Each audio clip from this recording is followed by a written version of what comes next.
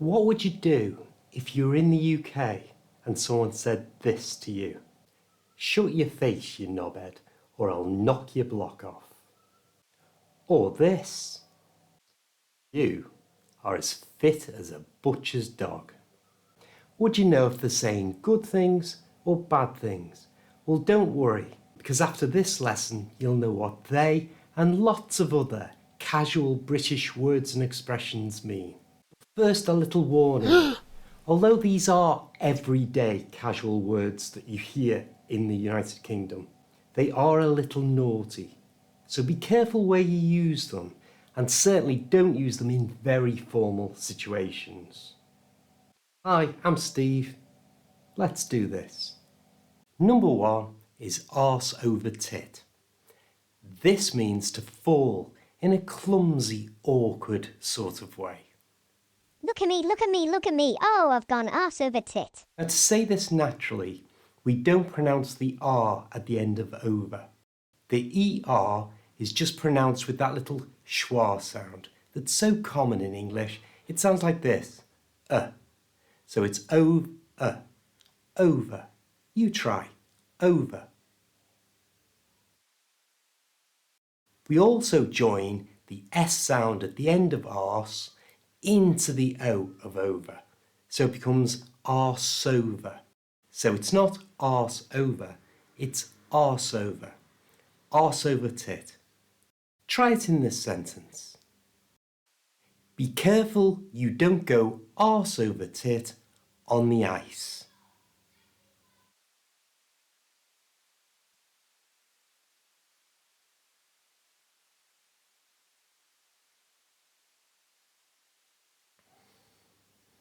Number 2, knackered.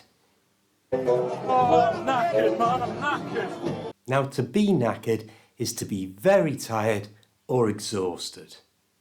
Again, the ER in the middle of this word is pronounced as a schwa, so it's ud at the end, and we don't pronounce the K at the beginning, so it's knack-ud.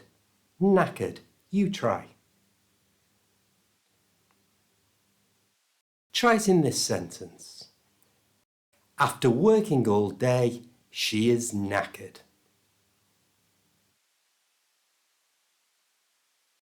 Number 3 is pissed as a newt. Now, to be pissed in English is to be very drunk.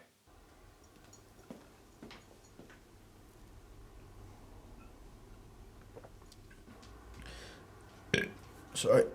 And a newt is a little animal that lives in the water. I'm not really sure why that's used in this expression, but it is. If someone is very drunk, they are as pissed as a newt. Hurry up, the pub's open. Hurry up, hurry up. Then come on as fast as I can. Notice the ED at the end of pissed is pronounced as a T sound. Pissed. Try this sentence. I've drunk too much and now I'm pissed as a newt.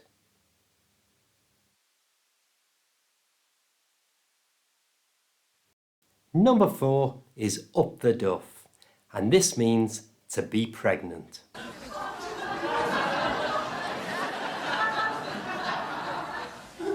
Aww.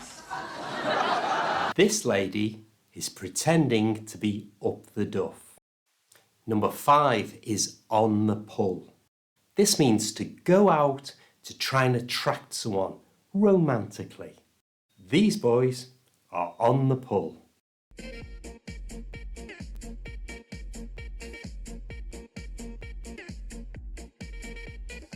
Try it in this sentence. I'm going on the pull tonight with my friends. Number 6 is gobsmacked, and it means to be extremely surprised or shocked. So let me get this straight. You put that in there, and now I can hear it.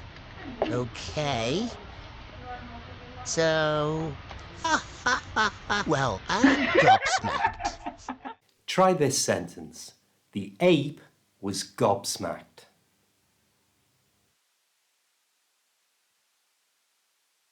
Number 7, cock up. All I know is if it is genuine, my arse will be on the line and I don't want a cock-up. First, let's get the pronunciation right. We moved the k sound from the end of cock to the front of the sound from up. Cock up, cock up. You try, cock up. And a cock up is a huge mistake. It's where something has really gone wrong. Try it in this sentence. He made a real cock up of the presentation.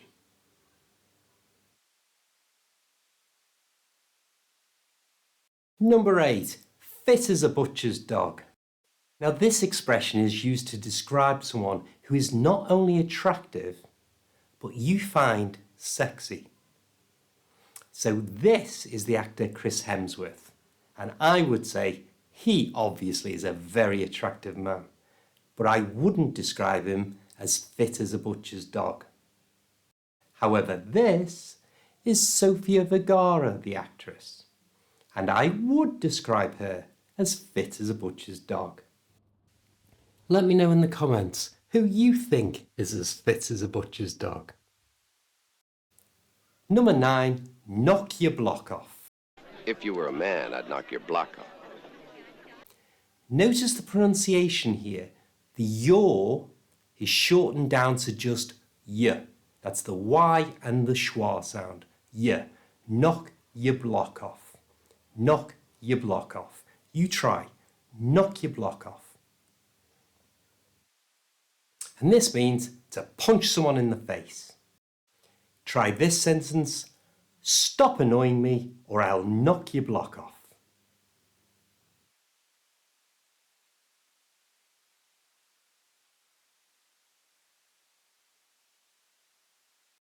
And the last one is number 10, knobhead. Notice we don't pronounce the H and we squash it all together so it just sounds like knobhead. Let me up, there's plenty of room. Oh, get off. Go on, stop being a knobhead. Oh, I've got arse over tit. You try, knobhead. Now this is used to describe someone who is foolish and does stupid things. It doesn't mean they're stupid all the time, but when they do stupid or foolish things, they are being a knobhead. If you enjoyed this video, please share it with anyone else that you think would also enjoy it. We have more videos coming out every week, so please click the bus to subscribe so you don't miss out, and then click this link for another video that will help you improve your English. I'll see you next time.